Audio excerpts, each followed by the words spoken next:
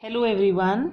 We were doing Roman numerals. Now this happens to be your second class for Roman numerals. Children, we know that Roman numerals are the numeral system of ancient Rome based on letters of English alphabet which are combined to signify their values. Roman numerals are mainly used because of their historic importance. Now children, in the last class I have explained to you the rules of writing Roman numerals. The first one was I, X, C and M can be repeated. V, L, D cannot be repeated. No symbol can be repeated more than 3 times. And to add on, I would like to tell you another rule, children, which is very important and which will help you out to construct Roman numerals on your own. Children, when a smaller numeral is placed between 2 bigger numerals, it is always subtracted from the bigger numeral immediately following it. Like for example here, this is 10. And children, this is 5. So what I said, when a smaller numeral is placed between 2 bigger numerals, it is always subtracted from the numeral following it. So this is 1. It is a smaller numeral placed between 2 bigger numerals. So this 1 will be subtracted from the bigger numeral immediately following it, and after 1 you have 5. So this becomes 5 minus 1. So 5 minus 1 is 4, and this was 10. So now it becomes 10 plus 4 is 14, and it is written like this. Alright, now another example I will take, children. Now this is 10.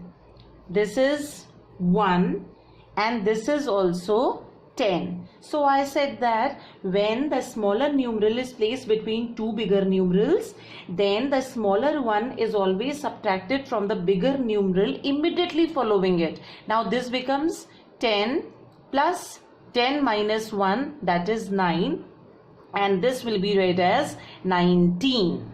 Clear? Last time I have told you that a smaller numeral written to the right of the bigger numeral is always added. Like for example, I am just repeating it. This is 5 and this is 1. So this becomes 5 plus 1, 6. Last thing which I told you in the last class was a smaller numeral written to the left of a bigger numeral is always subtracted from the bigger numeral. Like this is INX.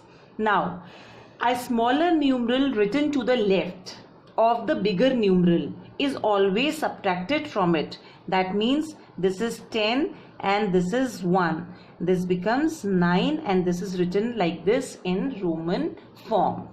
Alright, now children, another thing I told you was the basic symbols which are used by the Romans to write their numerals. So these are the 7 distinct numerals, Roman numerals. And children, you need to learn this because this will help you out to construct all other Roman numbers. You can learn it like this: IVX LCDM. Now this is 1, this is 5. If you see, this 1 becomes 10. There is an increment of 10. This 5 becomes 50, increment of 10 in ones place. Now this 10 again becomes 100, increment of 10. This 50 becomes 500, increment of 10. Then this 100 becomes 1000. We are just increasing 10. This is the trick how you can learn it. Alright, now children, today quickly I'll tell you how to make and construct your own Roman numbers. I have told you last time how to construct Roman numbers from 1 to 10. Okay, this is 1, this is 2, this is 3, so on. This is 10. Keep those 5 distinct symbols in your mind. How to make 11? This was 10. This 10 plus 1 makes 11. this 10 plus this 2 makes 12. See, I am copying this here immediately. 10 plus 3 makes 13. 10 plus 4 makes 14. 10 plus 5 makes 15. 10 plus 6 makes 16. 17, 18, 19, and this XX is 20. Now how to make 21? We'll copy this 20 here and again 1, 20 again 2, 20 again 3, 20 again 4, 20 again 5. We are making 26. What are we actually doing? We are writing here 20 and then this 6 we are immediately copying from here. So this becomes 26. Then again 20 and then 7 here. Then 28, 29, 30. 3x for 30. Okay. Now 31 again 3x and 1. 3x then 2, 3x then 3, 3x 4 and so on, children.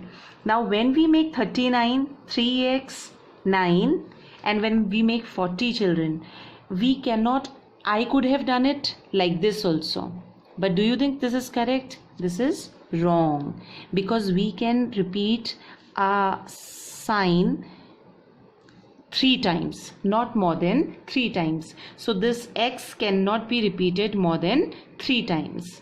So what I'll do, I'll move on to the next distinct symbol, and that was 50. So what symbol do we have for 50? That is L.